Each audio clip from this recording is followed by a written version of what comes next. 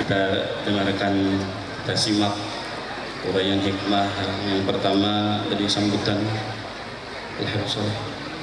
Al-Habib Saleh kepada beliau. Waktu dan tempat kami persilahkan. Allahumma salli ala Sayyidina Muhammad.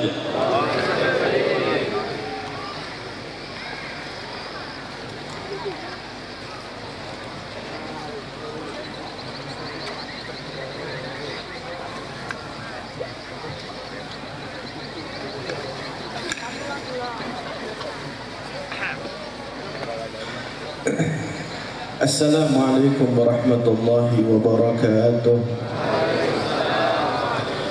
Bismillah walhamdulillah wassalatu wassalamu ala rasulillah Sayyidina Muhammadin abdillah wa ala alihi wa sahbihi wa man walah wa la hawla wa la quwwata illa billahil aliyyil azim. Rabbi israh li sadri wa yassir li amri wahlul 'uqdatam min lisani yafqahu qawli.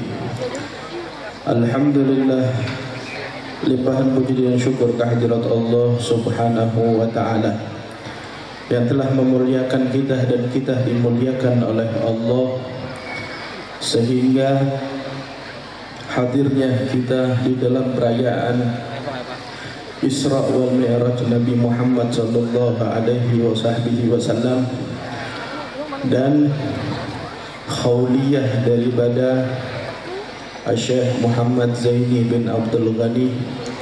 Mudah-mudahan duduknya kita di dalam Masjid Al-Hadi Nur Bahtera membawakan keberkahan bagi kita sabarataan, membawakan ampunan dari Allah Subhanahu wa taala, dan membawakan rahmat kasih sayang Allah Subhanahu wa taala kepada kita semuanya.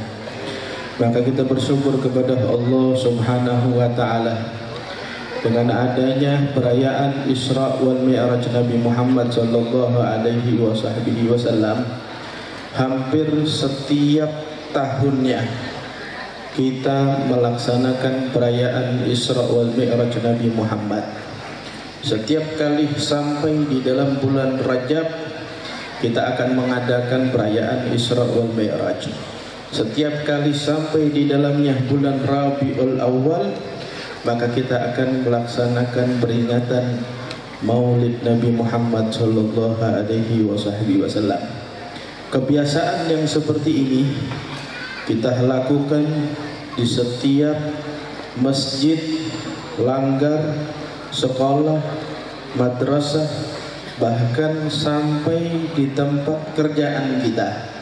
Kita adakan perayaan Isra wal Mi'raj ataupun Maulid Nabi Muhammad sallallahu alaihi wasallam dengan tujuan dan harapan keberkahan dari Allah Subhanahu wa taala dan keberkahan dari Nabi Muhammad sallallahu alaihi wa ala alihi wa sahbihi wasallam.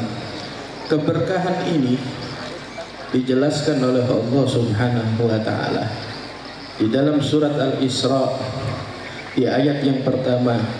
Subhanalladzi asra bi 'abdihi lailan minal masjidil harami ilal masjidil aqsa alladzi barakna haulahu linuriyahu min ayatina innahu huwas sami'ul alim.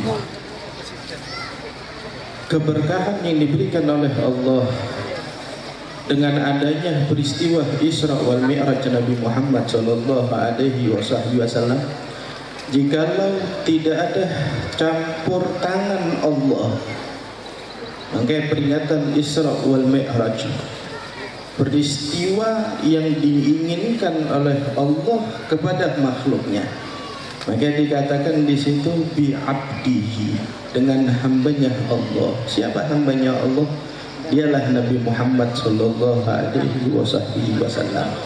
Hamba yang diinginkan oleh Allah untuk menuju kepada Allah Subhanahu wa taala. Hamba yang disayangi oleh Allah, dicintai oleh Allah, sampai memiliki salah satu gelar yang diberikan oleh Allah Subhanahu wa taala, Habibullah ialah Nabi Muhammad sallallahu alaihi wa ala alihi wa sahbihi wasallam. Keinginan dari Allah Subhanahu wa taala untuk menaikkan Nabi Muhammad. Peristiwa Isra wal Mi'raj terjadi kepada Nabi Muhammad disebabkan Nabi Muhammad sallallahu alaihi wasallam tatkala itu sedang tertidur di hadapan daripada Ka'bah, yang menyebabkan Nabi Muhammad sallallahu alaihi wasallam tertidur bukan di rumah melainkan tertidur di muka Ka'bah. Dan peristiwa tersebut terjadi di kota Mekah. Peristiwa Isra wal Mi'raj itu terjadi disebabkan campur tangan dari Allah Subhanahu wa taala. Bagaimana mungkin campur dari Allah Subhanahu wa taala? Nabi Muhammad mendapatkan ujian yang diberikan oleh Allah Subhanahu wa taala begitu pedih. Ujian yang dialami oleh Nabi Muhammad sallallahu alaihi wasallam dengan meninggalnya daripada Sayyidatuna Khadijah dengan Sayyidina Abdul Muttalib.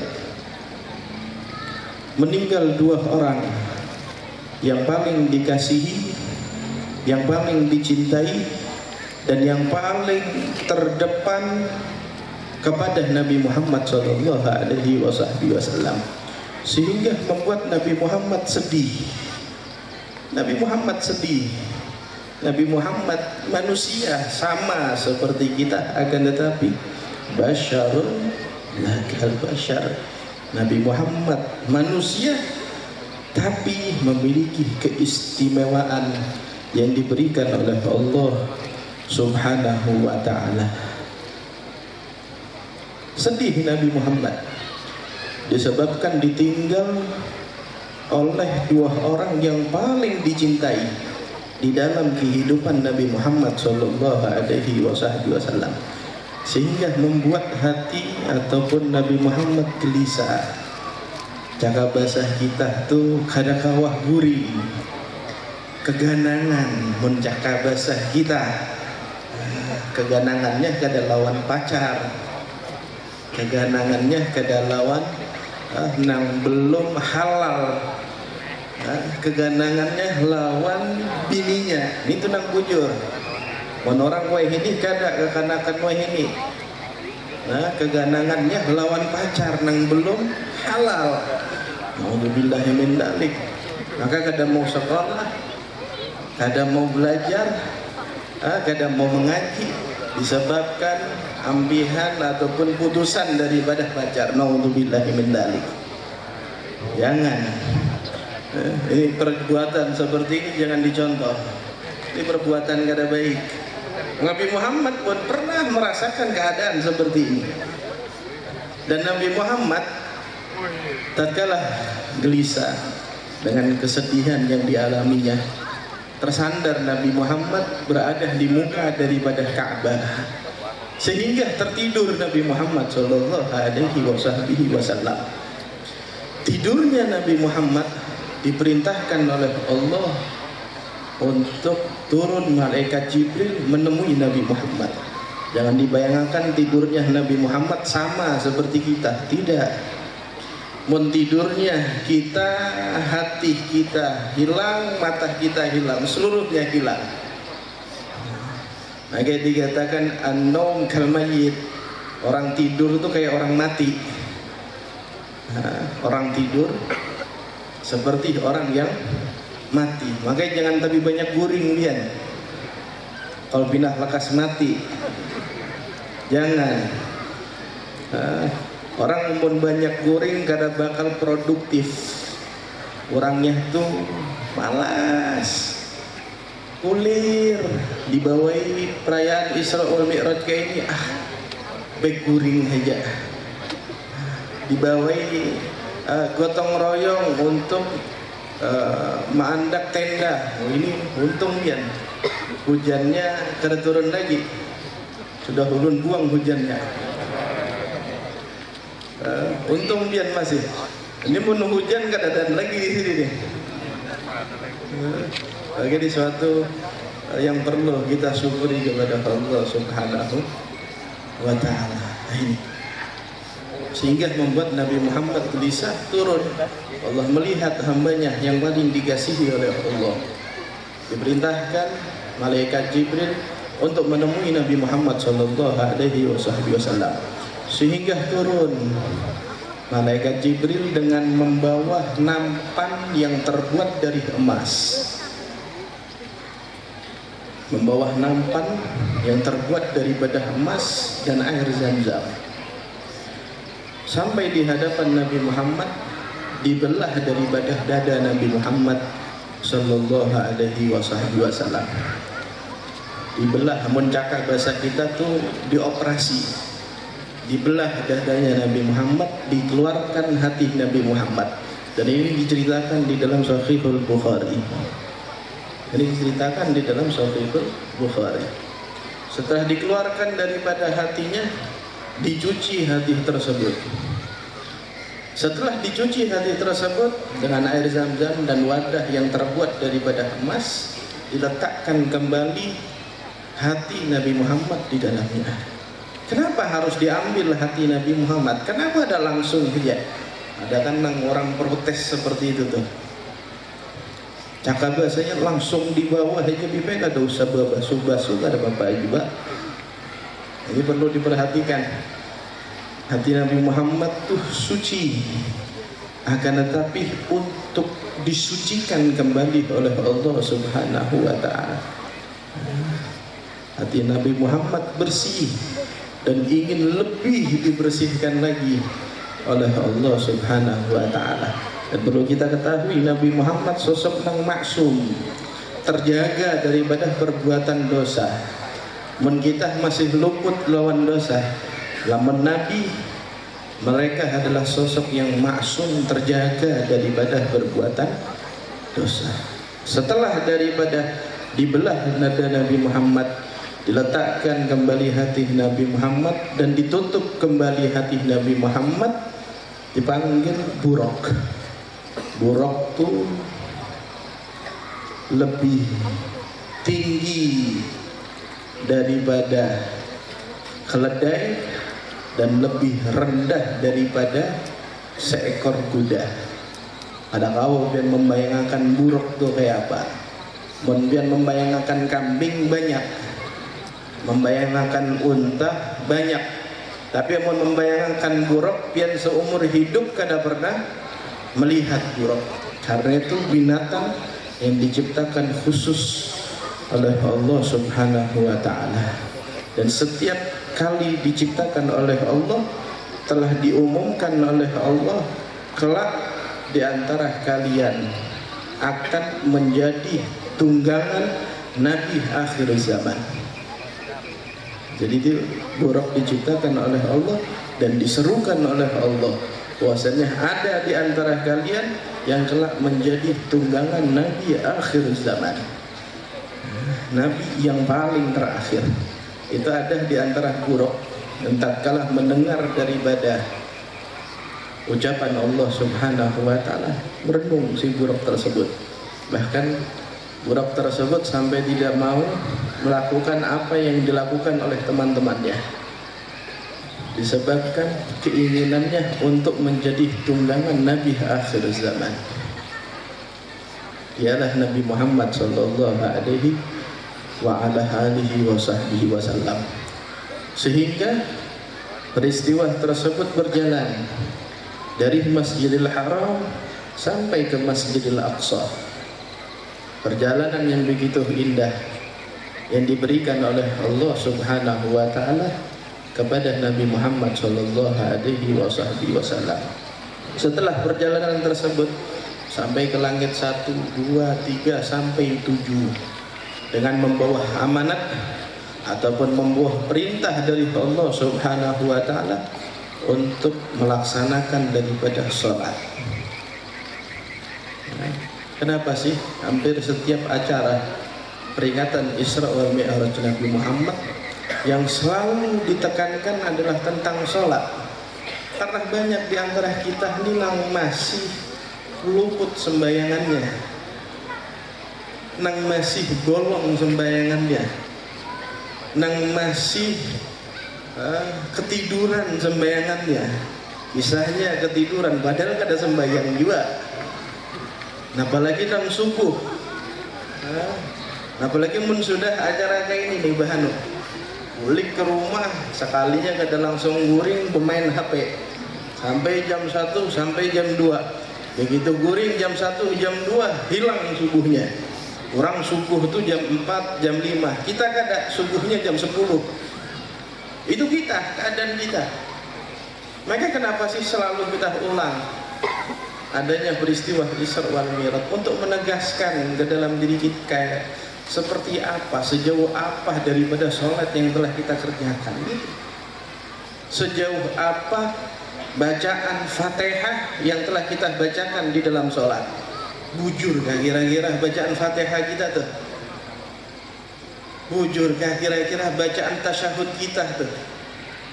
Bujurkah setiap kali gerakan rukun yang kita kerjakan di dalamnya?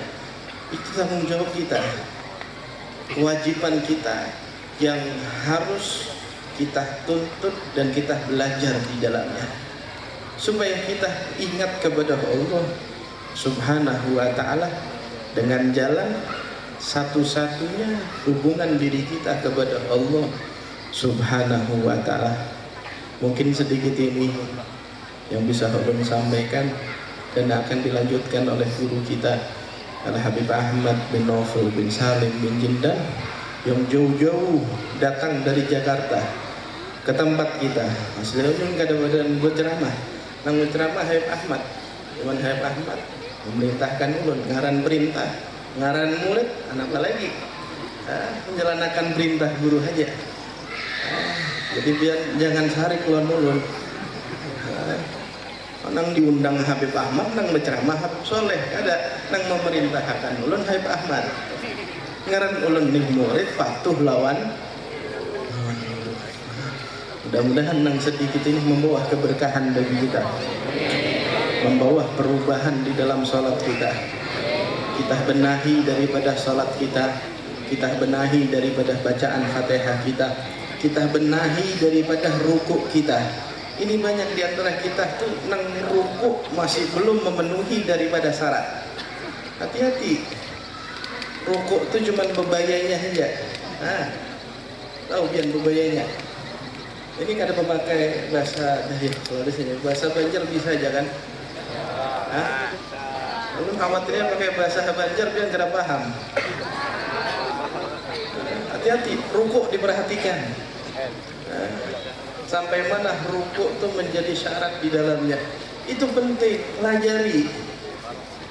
Jangan asal bebayah, asal tercapai aja rukuk hingga itu berdiri, ini penting. Apalagi nang lakian, bila rukuk memakai selawar, memakai baju, begitu sampai di rukuk ataupun di sujud terbuka bajunya, nang terbuka tuh aurat. Hati-hati. Hati-hati, itu penting dan bisa membatalkan daripada sholat. Nah, apalagi nang bilian, bahanu pian pun memakai mukena, itu tak keluar sedikit daripada rambut pian, itu aurat juga, masuk akan. Walaupun satu helai nang keluar daripada rambut pian, nang bebinian nih, hati-hati. Nah, apalagi kadang-kadang perempuan tuh gak ada tapi memperhatikan daripada rambut. Ini tugas nang laki, nang gak ada bisian laki, makasih lagi. Hati-hati, diingatkan mun bisian bini rambutnya tak keluar, walaupun satu helai, itu aurat juga. Ini pentingnya bagi kita, nang perlu kita pahami di dalam sholatnya kita, di dalam ibadahnya kita. Bahanu kita tuh sembayangan, tapi rasa kada berasa dalam diri kita, keadaan bekas.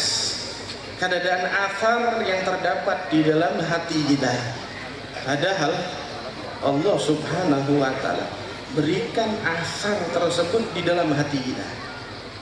Ada bekasnya. Orang tuh bila mengambil wudhu, pikiran bakal jernih. Pikiran tuh bakal jernih, bakal peingatan, kada pelupaan. Orang tuh mengambil wudhu, nah apalagi menjaga daripada wudhu. Maka ini nang sedikit kurang lebihnya dari dulu, dan minta maaf. Mudah-mudahan duduknya kita dikabulkan oleh Allah Subhanahu wa Ta'ala dan menjadikan sebab Allah ampuni daripada dosa-dosa kita. Dan kita ucapkan ribuan terima kasih kepada seluruh panitia yang ikut andil di dalam perayaan Isra wal Mi'raj Nabi Muhammad sallallahu alaihi wasallam di dalam Masjid Al-Hadi Nur Bahtera. Mudah-mudahan setiap tetes keringat yang keluar daripada tubuh pian diganjar, diberikan pahalanya oleh Allah Subhanahu wa Ta'ala. Dan seberapa besar harta yang kita keluarkan, mudah-mudahan dilipat gandakan oleh Allah Subhanahu wa Ta'ala. Mudah-mudahan Allah Subhanahu wa Ta'ala angkat derajat kita, Allah murahkan rezeki kita dengan rezeki yang halalan, thayyiban, wasi'an, mubarakan fih.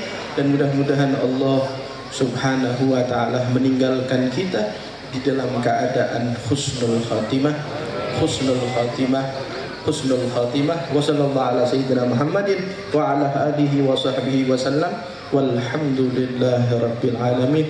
Assalamualaikum warahmatullahi wabarakatuh. Selanjutnya nasihat yang uraian hikmah yang akan disampaikan oleh Syaikhul Fadilah Habib Ahmad Naufal Salim Jindan. Kepada beliau dan tempat kami persilakan. Allahumma salli ala sayyidina Muhammad.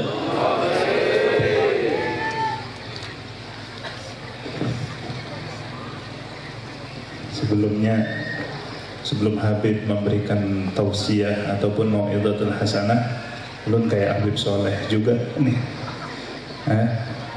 ditodong untuk disuruh menyampaikan sedikit mau'izatul hasanah kepada pihak. Okay. Assalamualaikum warahmatullahi wabarakatuh. Masya Allah, dari ribuan yang hadir yang menjawab salam pina sepi begitu. Ulun doakan pian yang menjawab salam, mudahan hajat pian dikabulkan oleh Allah Subhanahu wa Ta'ala. Mudah-mudahan yang belum mendapatkan jodoh diberikan jodoh yang baik, yang soleh, yang solehah. Masya Allah, banyak yang menjawab aminnya kencang. Mudahan yang punya hutang, hutangnya dilunaskan oleh Allah Subhanahu wa Ta'ala. Muka-muka punya hutang berataan nah. Masya Allah, mudahan dikabulkan oleh Allah Subhanahu wa Ta'ala. Assalamualaikum warahmatullahi wabarakatuh.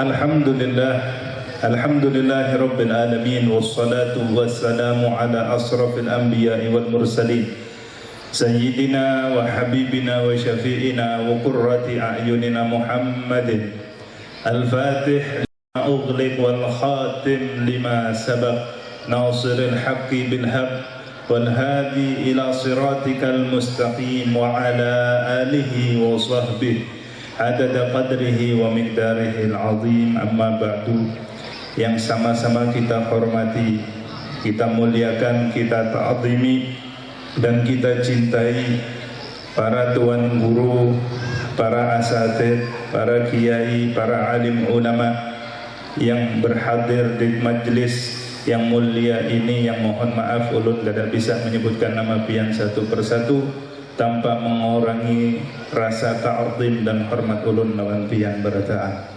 Begitu juga aparatur pemerintahan, tokoh masyarakat, para sesepuh yang hadir bersama kita dan para hadirin yang hadir bersama kita, wabil khusus tamu mulia kita, guru kita Al-Habib Ahmad bin Naufal bin Salim bin Jindan yang beliau datang daripada Jakarta. Kita doakan guru-guru kita, sesepuh kita, para alim ulama, Allah berikan panjang umur, sehat afiat, dan Allah berikan kemudahan di dalam dakwahnya. Amin amin ya rabbal alamin. Hadirin wal hadirat rahimakumullah. Salah satu kenikmatan yang diberikan oleh Allah Subhanahu wa taala pada malam hari yang mulia ini, kita dipilih oleh Allah Subhanahu wa taala untuk hadir di tempat yang mulia ini, Masjid Al-Hadi Nur Bahtera. Dari sekian banyaknya orang yang ada, yang dipilih oleh Allah untuk hadir di tempat ini untuk berzikir kepada Allah, bersolawat kepada Nabi Muhammad sallallahu alaihi wasallam, memperingati Isra Mi'raj Nabi Muhammad, dan juga memperingati daripada haul guru kita Syekh Muhammad Zaini bin Abdul Ghani. Mudah-mudahan kehadiran kita merupakan bukti cinta kita kepada mereka sekalian. Apa yang menyebabkan pian tetap bertahan di tempat ini? Bapak-bapak, ibu-ibu, ulun mau tanya, pian kenapa hadir di tempat ini? Saya rasa jawabannya adalah karena kita cinta kepada mereka. Kita cinta kepada Nabi Muhammad sallallahu alaihi wasallam. Kita cinta kepada para alim ulama. Kita cinta kepada sahibul haul Syekh Muhammad Zaini bin Abdul Ghani. Kalau tidak ada mahabbah, kalau tidak ada cinta di dalam hati kita, mungkin kita nggak akan hadir di majelis yang mulia ini. Karena mahabbah, karena cinta kita, maka kita hadir di tempat yang mulia ini. Maka ketahuilah hadirin wal hadirat rahimakumullah, Nabi sallallahu alaihi wasallam, beliau pernah bersabda, yuhsyarul mar'u ma'aman ahab. Kelak di hari kiamat, seseorang akan dikumpulkan bersama orang-orang yang dicintainya. Kita di dunia ini, kita saat ini kumpul atas fondasi cinta kepada Nabi. Kita kumpul atas cinta kepada orang saleh. Kita kumpul atas cinta kepada guru Muhammad Zaini bin Abdul Ghani. Mudah-mudahan kelak di hari kiamat kita dikumpulkan bersama mereka. Ibu-ibu, bapak-bapak, mau kumpul bersama mereka? Kumpul bersama mereka di mana? Insyaallah di surganya Allah Subhanahu wa taala. Walaupun ibadah kita banyak kurangnya, walaupun banyak kesalahan yang kita lakukan, itu Al-Imam Syafi'i, beliau pernah mengatakan, uhibbus salihina walastu minhum la'alli analu bihim syafa'ah. Ujar Imam Syafi'i, saya ini cinta kepada orang-orang saleh. Saya ini cinta kepada orang-orang yang dekat kepada Allah Subhanahu wa ta'ala. Tapi kata Imam Syafi'i, walastu minhum, aku bukan termasuk daripada golongan mereka orang-orang soleh. Masya Allah, orang seperti Imam Syafi'i, ya, beliau masih mengatakan, aku ini bukan orang soleh, tapi aku cinta kepada orang soleh. Kenapa Sidin cinta kepada orang soleh? La'alli analu bihim syafa'ah. Aku berharap untuk mendapatkan syafaat daripada mereka. Kita cinta kepada orang soleh, kita berharap syafaat daripada mereka. Kita berharap kedekatan daripada mereka. Tapi hadirin wal hadirat rahimakumullah, ulun mau tanya kepada pian berataan, pian cinta kepada abah guru sekumpul? Cinta kada? Kenal dengan abah guru sekumpul? Masya Allah. Tapi orang yang cinta, ya, itu ada alamatnya, ada tandanya. Kalau cuma mengaku cinta, semua bisa. Kekanak-kanak juga bisa. Orang yang cinta itu ada tandanya. Ada tandanya. Di antaranya tanda adalah mutabaah, mengikuti. Kalau kita cinta kepada orang soleh, kita ikuti daripada nasihat mereka, daripada apa yang mereka kerjakan. Itu yang menggembirakan mereka. Hadirin wal hadirat rahimakumullah.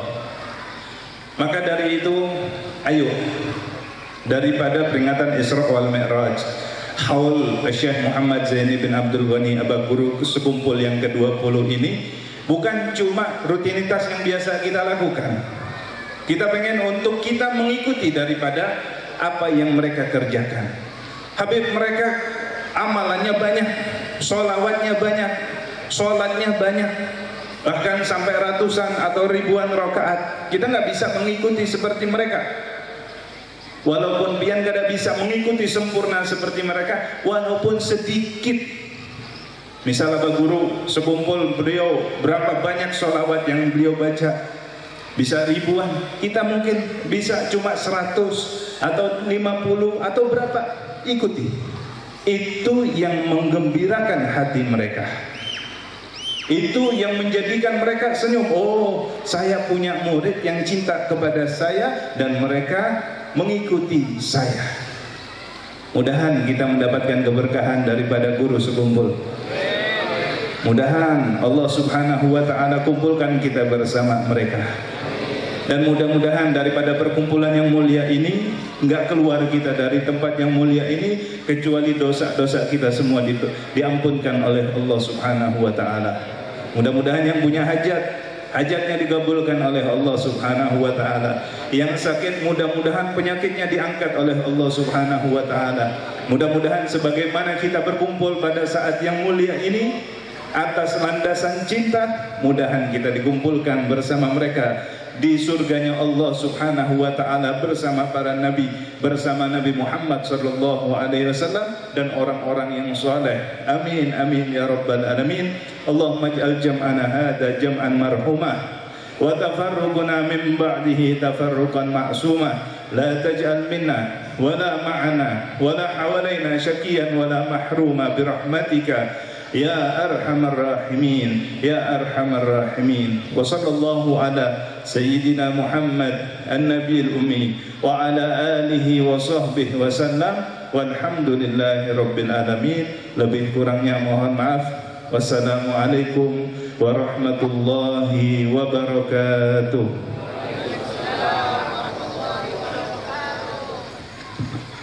Assalamualaikum warahmatullahi wabarakatuh. Alhamdulillah wassalatu wassalamu ala Rasulillah wa alihi wa sahbihi wa man walah, amma ba'd. Yang saya muliakan para habaib, para ulama, guru-guru, tokoh masyarakat, hadirin wal hadirat yang dimuliakan oleh Allah Subhanahu wa ta'ala. Saya enggak panjang lebar, kita mendengar barusan dari Habib Saleh Maulid Dawila, dari Habib Abdullah bin Ahmad bin Aqil, hal-hal yang insya Allah bermanfaat untuk kita sekalian. Malam juga sudah larut. Yang ingin saya sampaikan pada kesempatan malam hari ini, beberapa hal yang kita bawa pulang ke rumah kita.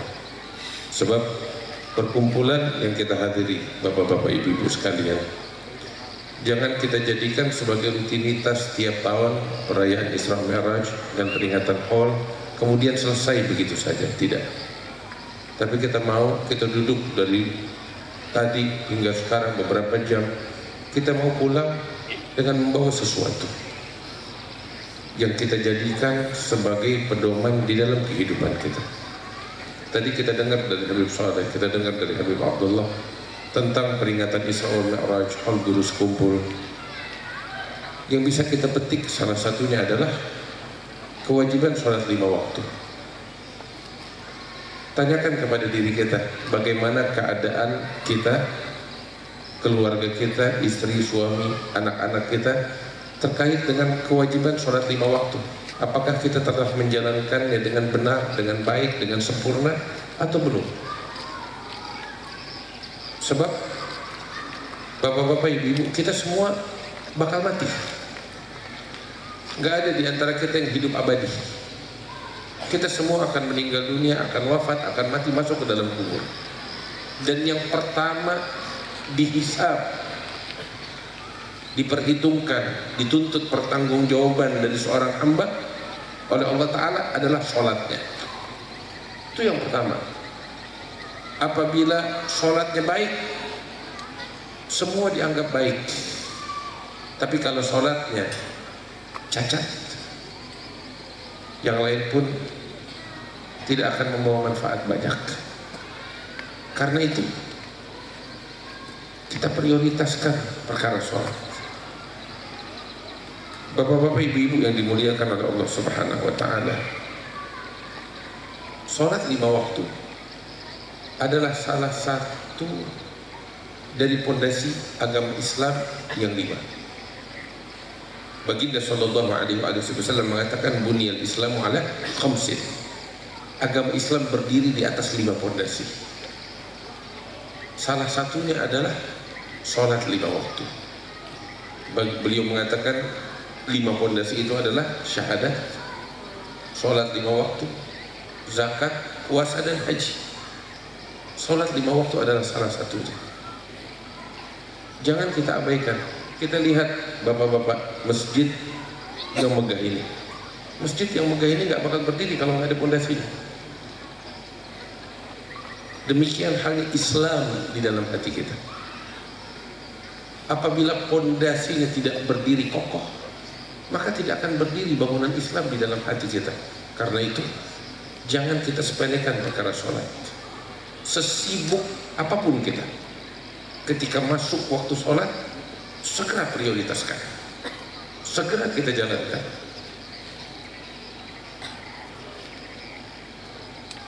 Nggak ada yang lebih penting dari sholat. Jangan kita abaikan. Dia adalah fondasi Islam yang ada di dalam hati kita. Maka itu ulama mengatakan, barang siapa, para ulama mengatakan di antara penyebab seseorang wafat dalam keadaan su'ul khatimah. Tahu artinya su'ul khatimah? Wafat su'ul khatimah itu wafat tanpa membawa Islam dan iman. Salah satu penyebabnya adalah ketika seseorang mengabaikan kewajiban sholat 5 waktunya. Sebab bagaimana dia mati dengan membawa Islam, sedangkan pondasi agama Islam tidak ada dalam dirinya, tidak berdiri kokoh pondasi Islam di dalam hatinya. Bagaimana bangunan Islam akan berdiri kokoh pada dirinya? Sehingga orang yang mengabaikan sholat 5 waktu dikhawatirkan meninggal tanpa membawa Islam dan iman. Na'udzubillah. Hati-hati.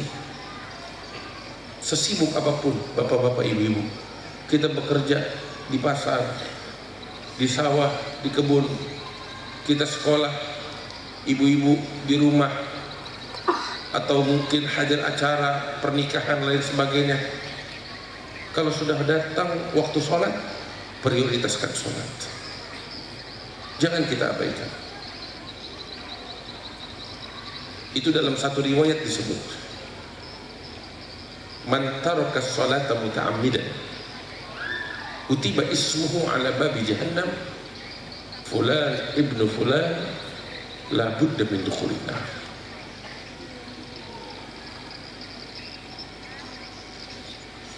Al-Imam As-Samarqandi di dalam kitabnya Tanbihul Ghafilin, beliau mengutip suatu riwayat yang mengatakan barang siapa yang meninggalkan sholat secara sengaja,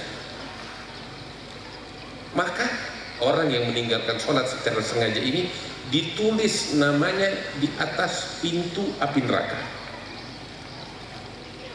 Apa bunyi tulisannya? Fulan bin Fulan yang meninggalkan sholat secara sengaja ini wajib masuk ke dalam api neraka melalui pintu tersebut. Na'udzubillah. Bapak-bapak, ibu-ibu, tidak enak kalau nama kita ditulis di depan pintu api neraka. Orang yang beruntung yang namanya ditulis di depan pintu surga. sebagai penghuni surga. Mudah-mudahan kita semuanya sebagai penghuni surga. Tapi hati-hati, jangan sampai kita, pasangan kita, suami atau istri kita, atau anak-anak kita, jangan sampai salah satu dari mereka namanya tertulis di dalam api neraka. Allah Ta'ala bilang dalam Al-Quran, ya ayyuhalladzina amanu qu anfusakum wa ahlikum nara. Wahai orang-orang beriman, jaga diri kalian dan keluarga kalian dari siksa api neraka. Dari peringatan Isra wal Mi'raj dan Haul Abad Kudus kumpul, kita pulang dengan membawa ini.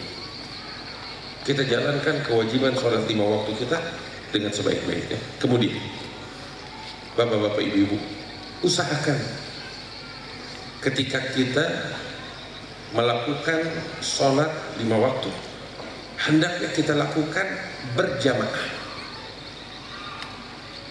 di masjid di awal waktu. Usahakan semacam itu.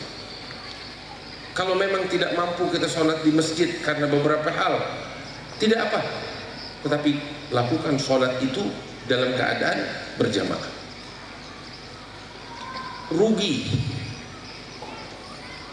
orang yang mampu melakukan sholat berjamaah tetapi dia memilih sholat sendiri. Baginda Nabi SAW mengatakan, kita semuanya percaya, beriman kepada Rasulullah. Kita semua percaya akan sabda baginda Rasul SAW, dan beliau katakan, sholatul jamaah tafdulu ala sholatil fadhi bi 27 darajah. Baginda SAW mengatakan, sholat berjamaah itu lebih baik, lebih mulia, lebih agung daripada sholat sendiri. Perbedaannya apa? Lebih daripada 27 kali lipat atau 27 derajat. Saya tanya bapak-bapak, ibu-ibu, saya punya uang 1 juta dan saya punya uang 27 juta. Saya bilang kepada Habib Abdullah, Habib Abdullah mau pilih yang mana? Bapak-bapak, ibu-ibu, kalau saya tawarkan 1 juta atau 27 juta, mau pilih yang mana? Mau pilih yang mana? 27. Orang yang berakal akan melihat, 27 banyak, dia akan memilih 27 juta. Iya kan? Kalau ada orang ditawarkan 1 juta atau 27 juta, dia pilih 1 juta, semua orang akan bilang, bodoh sekali orang ini. Iya kan? Ada 27 juta, dia ambil 1 juta. Kamu nggak mau tuh uang? Sini bakal saya. Iya kan? Bapak-bapak, itu uang yang akan sirna habis. Tapi pahala dari Allah Ta'ala itu nggak bakal ada habisnya. Maka itu, kalau kita beriman kepada Allah, beriman kepada apa yang disampaikan oleh Rasul SAW, orang-orang beriman dan berakal, setelah mendengar ini, dia tidak akan rela untuk mengorbankan 27. Sebab pahala sholat berjamaah lebih agung, lebih mulia 27 kali lipat atau lebih daripada sholat sendiri. Bapak-bapak, ibu-ibu, usahakan kita jalankan 5 waktu berjamaah. Kalau kita mampu melakukannya di masjid, lakukan di masjid. Setiap langkah kaki yang kita langkahkan dari rumah ke masjid, itu dicatat pahala oleh Allah. 1 langkah, 1 kebaikan, 1 langkah, dosa diampuni. Nabi sampai bilang, silahkan kamu memperbanyak langkah kamu atau mensedikitkannya. Setiap 1 langkah dari rumah ke masjid, 1 pahala dan 1 dosa digugurkan oleh Allah. Keuntungan yang sangat besar bagi orang-orang yang cerdas, bagi orang-orang yang beriman, dan bagi orang-orang yang berakal. Mudah-mudahan kita menjadi orang-orang yang semacam itu. Bapak-bapak, ibu-ibu, siapa di sini yang tidak punya dosa? Tunjuk tangan. Ada yang nggak punya dosa di sini? Tunjuk tangan. Angkat tangan, Pak. Ya sudahlah, kita semuanya pendosa. Gini. Yang dosanya sedikit, tunjuk tangan. Ada di sini ya, dosanya sedikit? Gak ada. Kita semuanya pendosa. Mau diampuni? Mau. Insya Allah dosa-dosa kita diampuni oleh Allah. Bapak-bapak, ibu-ibu, kita nih manusia. Biasanya kita kalau mandi bersih-bersih sehari berapa kali? 2 kali. Pagi sebelum kerja kita mandi, sore balik dari kerja kita mandi. Biasanya seperti itu. Habis mandi bersih kan? Coba bayangin, itu sehari 2 kali mandi. Kalau ada orang sehari 5 kali mandi, bersih banget itu, mengkilap. Iya kan? Sehari 5 kali mandi. Waduh. Tahu? Baginda Nabi pernah bilang kepada sahabatnya, "Ara'aitu in kana fi babi ahadikum nahr yajri yaghtasilu minhu ahadukum kulla yawmin 5 marrat fahal yabqa min daranihi shay?" Qalu la ya Rasulullah. Fakadzalika 5 salawat yamhullahu bihinna al-khataya. Baginda Nabi SAW sebagaimana diriwayatkan di dalam hadis sahih, beliau bilang kepada para sahabatnya, bagaimana pendapat kalian apabila di muka rumah kalian ada sungai yang airnya jernih, bersih, deras airnya. Setiap hari kamu mandi di sungai itu, sungai yang jernih, deras airnya. Setiap hari kamu mandi di situ 5 kali. Nabi bertanya, apakah akan tersisa di tubuhnya kotoran? Sahabat bilang, ya Rasulullah, orang yang mandi setiap hari 5 kali di air sungai yang jernih semacam itu, tidak akan tersisa sedikit pun kotoran di tubuhnya. Maka Nabi SAW mengatakan, fakadzalikum al-5 salawat. Demikian halnya sholat 5 waktu, kata Rasulullah. Yamhullahu bihinnal khataya, Allah membersihkan dari seseorang dosa-dosanya dengan sholat 5 waktu itu. Maka itu orang yang menjalankan 5 waktu berjamaah dengan baik dan sempurna, bersih dari dosa. Bapak-bapak, ibu-ibu, mudah-mudahan kita termasuk orang-orang yang dihapuskan dosanya oleh Allah Subhanahu wa ta'ala. Bawa pulang ini, setuju? Kita pulang dari peringatan ini, sholat 5 waktu berjamaah di masjid. Terus usahakan sholatnya di awal waktu. Ada kan orang mengundur sholat sampai ntar di akhir udah mau keluar baru sholat. Jangan. Tapi usahakan di awal waktu. Baginda Nabi SAW ditanya oleh para sahabatnya, ayyul islami afdal? Amalan Islam apa yang paling afdal di sisi Allah? Nabi bilang, al-imanu billah, iman kepada Allah, was-salatu li waqtiha, awis salah di awali waqtiha. Nabi bilang, ketika ditanya amalan Islam apa yang paling afdal, beliau katakan iman kepada Allah dan sholat di awal waktunya. Tahu kenapa? Itu sebagai amalan yang sangat afdal di sisi Allah. Orang yang melaksanakan sholat di awal waktu, Allah melihat bahwasanya hamba itu memprioritaskan Allah. Iya kan? Betul-betul memprioritaskan Allah, mendahulukan Allah di atas kesibukannya. Nah, ganjaran dari Allah untuk orang semacam ini, Allah akan memprioritaskan dia di atas segalanya. Maka itu orang yang menjalankan sholat di awal waktunya, segala kebutuhannya dipenuhi oleh Allah.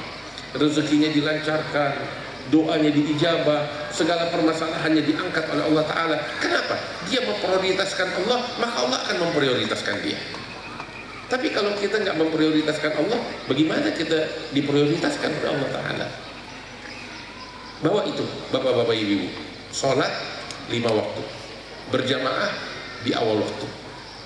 Setuju? Insya Allah kita pulang mendapatkan keberkahan dari Allah Subhanahu wa Ta'ala. Itu satu. Yang kedua, Kita pulang nih nggak usah banyak-banyak, kita bawa 5 perkara. Ya, tadi sholat. Saya nggak mau kalau ngasih 100 amalan, waduh berat tuh. Enggak, 5 aja. 5. Yang pertama tadi sholat 5 waktu berjamaah di awal waktu. Saya yakin mayoritas di sini semuanya menjalankan sholat berjamaah, insya Allah. Bapak-bapak, ibu-ibu, tinggal kita sempurnakan. Yang kedua, bapak-bapak, ibu-ibu mau masuk surga apa enggak? Beneran mau masuk surga? Yang nggak mau masuk surga tunjuk tangan. Ada nggak di sini yang nggak mau masuk surga? Yang mau masuk surga tunjuk tangan. Semuanya mau masuk surga. Insya Allah masuk surga semuanya, bapak-bapak, ibu-ibu.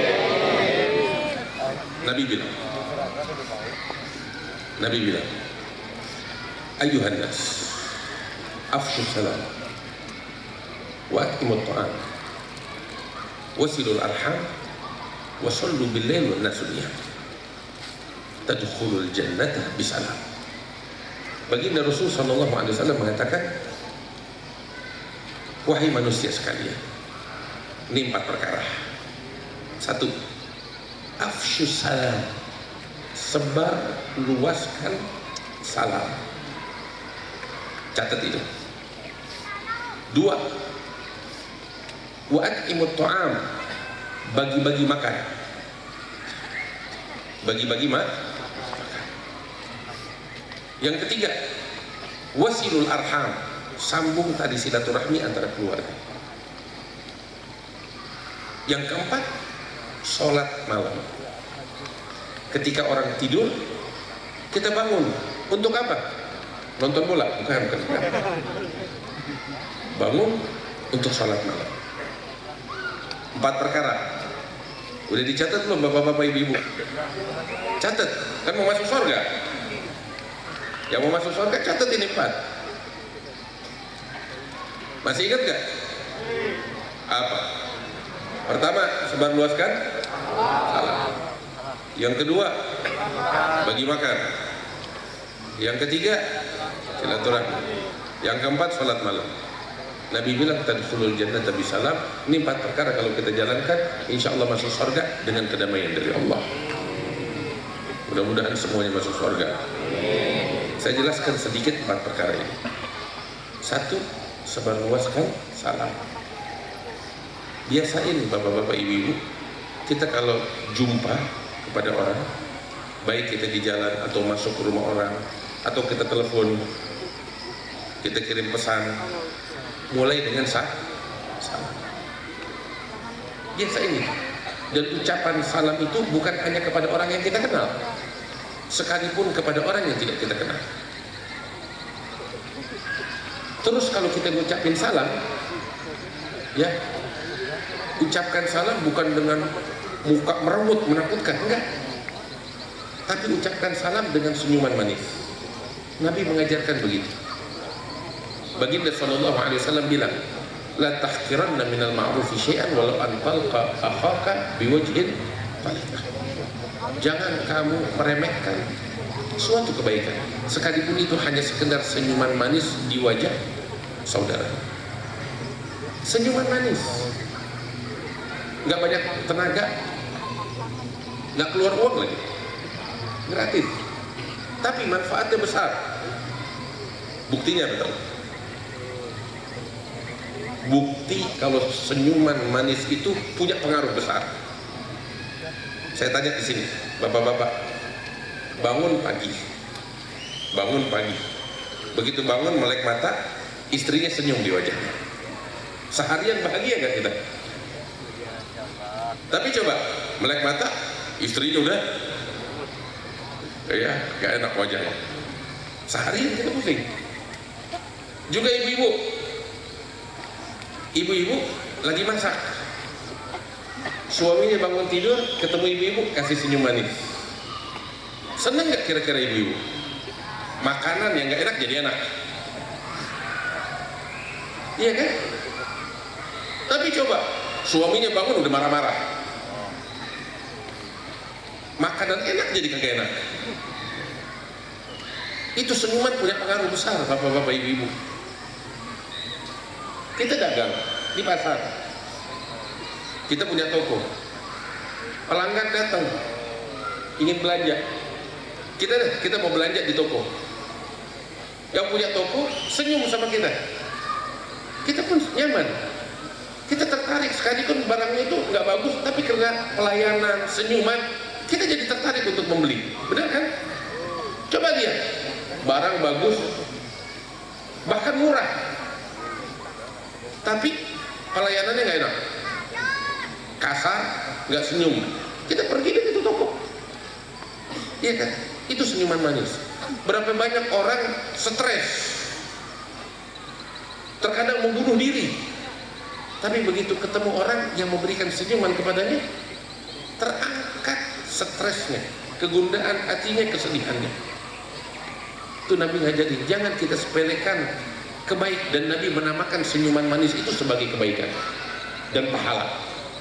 Sampai Nabi bilang, wa ahabbuhuma ilallahi aktsaruhuma bishran fi wajhi sahibi. Yang paling dicintai oleh Allah dari mereka adalah yang paling manis senyumannya di wajah saudaranya. Masya Allah, kita senyum di wajah saudara kita yang muslim, kita dicintai oleh Allah. Bapak-bapak, ibu-ibu, bawa ini, ketemu orang, ucapin salam dan berikan senyuman, Mas. Saya tanya, di sini banyak aparat pemerintah, terkadang kita mengeluh permusuhan, perpecahan di tengah-tengah masyarakat, ya kan, konflik. Saya tanya, kalau semua orang dalam satu kota, dalam satu kampung, semuanya kalau berjumpa mengucapin salam, kasih senyuman, kira-kira bakal ada konflik nggak? Gak bakal ada konflik. Kira-kira bakal ada permusuhan nggak? Cair semuanya. Sekalipun ada, akan cair saat itu juga. Dan itulah yang dijanjikan oleh Rasulullah SAW. Nabi Muhammad SAW bilang di dalam hadisnya yang sahih, lan tadkhulul jannata hatta tu'minu wa lan tu'minu hatta tahabu, ala adullukum ala amalin idza amiltumuhu tahabbtum? Qalu bala ya Rasulullah. Qala afshu salama bainakum. Nabi bilang, kalian gak bakal pernah bisa masuk surga sebelum kalian beriman kepada Allah. Dan iman kalian tidak diterima oleh Allah sebelum kalian satu sama lain saling mencintai, katanya Nabi Muhammad. Terus Nabi bilang, maukah kalian aku ajarkan suatu perkara, kalau kalian jalankan, kalian akan saling mencintai satu sama lain? Sahabat bilang, ajarkan kepada kami ya Rasulullah. Nabi bilang, sederhana, afshu salama bainakum, sebar luaskan salam di tengah-tengah kalian. Ya kan? Seperti tadi saya bilang, kalau semua orang nih di sini ketemu orang ngucapin salam, kasih senyuman manis, nggak bakal ada konflik. Semua saling sayang, semua akan saling mencintai. Ini kita bawa pulang. Sholat 5 waktu, ucapin salam, dan berikan senyuman manis ketika kita mengucapkan salam. Kemudian yang berikutnya, atimut ta'am, bagi-bagi makan. Bagi-bagi makan. Kita, bapak-bapak, ibu-ibu, Nabi bilang, innaka lan tunfiqa nafaqatan tabtaghi biha wajh Allah illa ujirta biha hatta ma taj'alu fi fimra'atik. Al-Imam Bukhari wa Muslim meriwayatkan suatu hadis dari sahabat Abdullah bin Amr bin Al-As, atau dari sahabat Abu Sa'id Abu Sa'id Al-Khudri, atau Sa'ad bin Abi Waqqas saat beliau sakit. Nabi bilang kepada Sa'ad bin Abi Waqqas, wahai Sa'ad, sesungguhnya engkau tidak menginfakkan hartamu di jalan Allah, kamu berharap ridha Allah, melainkan engkau akan diberikan pahala yang besar oleh Allah, sekalipun itu hanya satu suapan. Satu suapan nggak ada artinya, kecil. Sekalipun itu hanya satu suapan yang engkau letakkan di mulut istrimu. Bapak-bapak, ibu-ibu, satu suapan pahalanya besar di sisi Allah. Bagaimana kalau kita kasih makan banyak orang? Dan terus kita ngasih makan itu nggak harus kita bikin satu gilir nasi bagi-bagi orang, enggak. Nabi bilang sekalipun itu hanya sesuap, enggak, satu suapan yang kita berikan dicatat pahala. Itu yang kedua. Yang ketiga, sambung tadi silaturahmi. Kita punya keluarga, baik itu keluarga dekat maupun keluarga jauh. Kita duduk, introspeksi diri.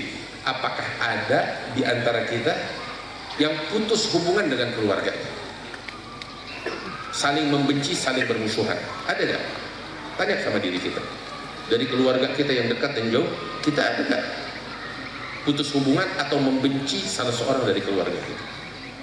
Kalau memang semua dari keluarga kita sayang, nggak ada kebencian, syukur sama Allah. Berarti kita menyambung tadi silaturahmi. Tapi kalau di hati kita ada kebencian kepada salah seorang dari keluarga kita, hati-hati.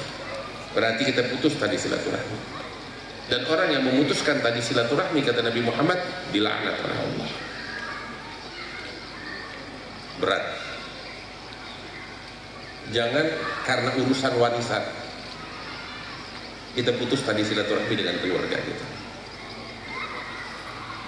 Ada di sini. Terkadang gara-gara warisan, persaudaraan yang terjalin puluhan tahun putus. Bapak-bapak, ibu-ibu tahu orang semacam ini orang nggak waras. Kenapa? Warisan dari ayahnya meninggalkan harta warisan. Karena harta warisan, dia putus hubungan dengan kakaknya, adiknya, saudaranya. Ini orang nggak waras. Kenapa? Sebelum ayahnya meninggal, dia bisa hidup tanpa bertumpu kepada harta ayahnya. Tapi kenapa ketika ayahnya meninggal, kesetanan? Iya kan? Padahal sebelum ayahnya meninggal, dia bisa hidup tanpa bertumpu dengan ayahnya. Begitu ayahnya meninggal, meninggalkan harta, lupa daratan. Dia bermusuhan.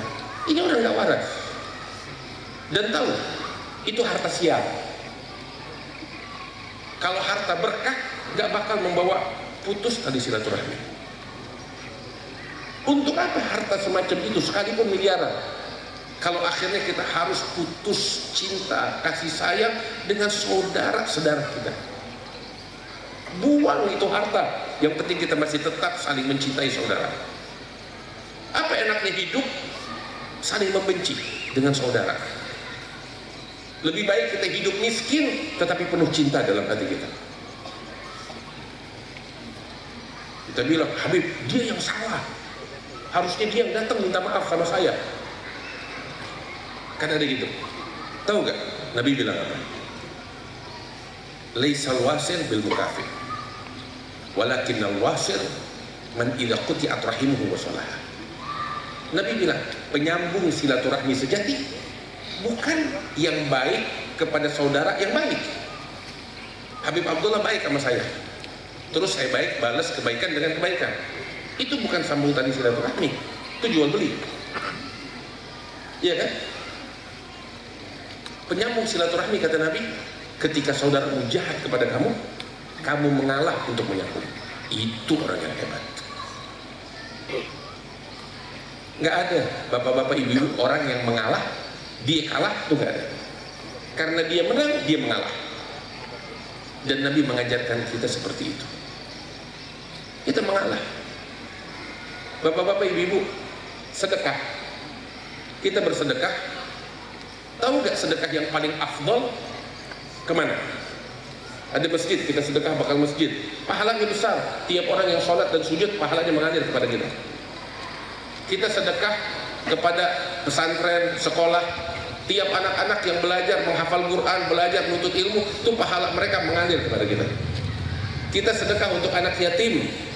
Ya, hari kiamat kita masuk surga berdampingan dengan Rasulullah. Tapi dari semua itu, tuh, sedekah masjid, sedekah kepada sekolah, pesantren, sedekah untuk anak yatim, dari itu semua, mana yang paling afdal? Ada yang tahu gak jawabannya? Kenapa? Orang tua atau siapa? Siapa yang paling afdal? Tahu siapa? Ini guru, orang tua, anak yatim? Enggak. Nabi bilang, afdalus sadaqah, sadaqah ala dzi rahimin kasyih. Nabi bilang, sedekah yang paling afdal adalah sedekah yang kamu berikan kepada saudaramu, keluargamu yang jahat kepada kamu. Saudara kamu, keluarga kamu yang jahat kepada kamu, kamu kasih sedekah untuknya, itu sedekah yang paling afdal. Iya. Tahu kenapa? Keikhlasan di situ. Saya kasih contoh bapak-bapak, ibu-ibu. Sini ada Habib Abdullah, ini ada Habib Saleh. Saya punya uang 50.000, cuman bisa satu orang punya uang 100.000. Saya kasih Habib Abdullah 50.000, saya kasih Habib Saleh 50.000. Habib Saleh ketika saya kasih 50.000, beliau senyum bilang, terima kasih Habib Ahmad. Habib Abdullah ketika saya kasih 50.000, dia buang muka. Ngucap terima kasih juga enggak. Saat itu saya sabar. Ketika ditanya, Habib Abdullah nggak ngucapin terima kasih, saya bakal bilang sama orang-orang, ya saya nggak berharap terima kasih, kan gitu.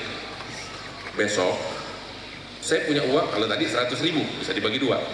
Besok saya punya 50.000, cuman bisa satu di antara Habib Saleh sama Habib Abdullah. Kira-kira saya kasih siapa? Saya kasih Habib Saleh apa kasih Habib Abdullah? Kalau kita bakal kasih Habib Saleh. Kenapa? Habib Saleh terima kasih, Habib Abdullah enggak. Berarti dari sejak awal keikhlasan kita, pengakuan ikhlasnya kita perlu dipertanyakan. Ya. Tapi coba pas 50.000 itu antara Habib Saleh sama Habib Abdullah, tetap saya kasih Habib Abdullah. Nah, ini benar-benar ikhlas, betul-betul nggak berharap terima kasih. Sebab saya tahu, saya kalau kasih Habib Abdullah tetap dia nggak berterima kasih. Bahkan dia fitnah saya lagi. Tetap saya kasih, besok saya kasih lagi, besok saya kasih lagi. Artinya apa? Yang semacam ini, oh dia betul jujur nggak berharap terima kasih, yang dia harap adalah ridhonya Allah. Karena itu sedekah kepada keluarga yang jahat kepada kita adalah sedekah yang paling afdal. Sebab betul-betul ikhlas untuk Allah. Ini yang keberapa? Keempat, nyambung silaturahmi. Yang kelima, sholat malam. Pasang niat, malam hari ini kita bangun tahajud. Doa dikabul oleh Allah Ta'ala. Di sini kita semua hidup punya problem, punya masalah. Solusinya kita tahajud di malam hari.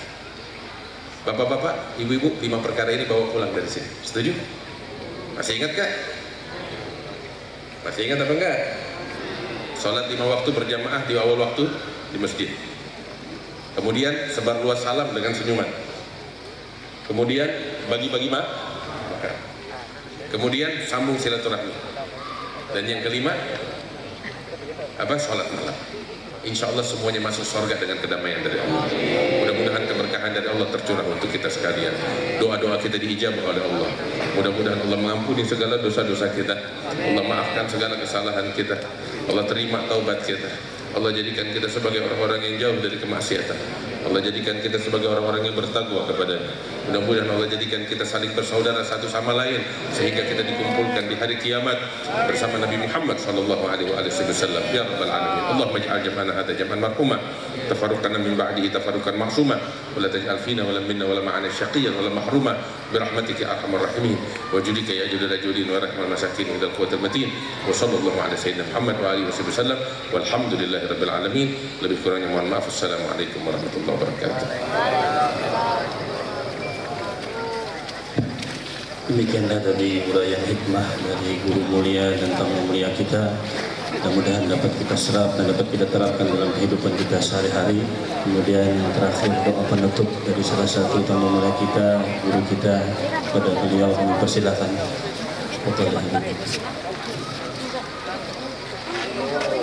Bismillahirrahmanirrahim. Alhamdulillah rabbil alamin. Allahumma shalli wa sallim ala sayyidina Muhammadin fil awwalin wa salli wa sallim ala sayyidina Muhammadin fil akhirin wa salli wa sallim ala sayyidina Muhammadin hatta tarith al-ardh wa man 'alayha wa anta khairu warithin. Allahumma inna nas'aluka salamatan fid din wa barakatan fil umur wa sihhatan fil jasad wa tawbatan qabla al-maut wa shahadatan 'inda al-maut wa maghfiratan ba'da al-maut wa 'afwan lil-hisab wa min al-'adab wa nasiban min al-jannah warzuqna an-nadhra ila al-wajhil karim. Allahumma حول الأحوال حول حال الأحسان الحال اللهم مقلب القلوب ثبت قلوبنا على دينك ربنا هب لنا من أزواجنا وذرياتنا قرة أعين واجعلنا للمتقين إماما ربنا ظلمنا أنفسنا وإن لم تغفر لنا وترحمنا لنكونن من الخاسرين ربنا آتنا في الدنيا حسنة وفي الآخرة حسنة وقنا عذاب النار اللهم بارك لنا في رجب وشعبان وبلغنا رمضان اللهم بارك لنا في رجب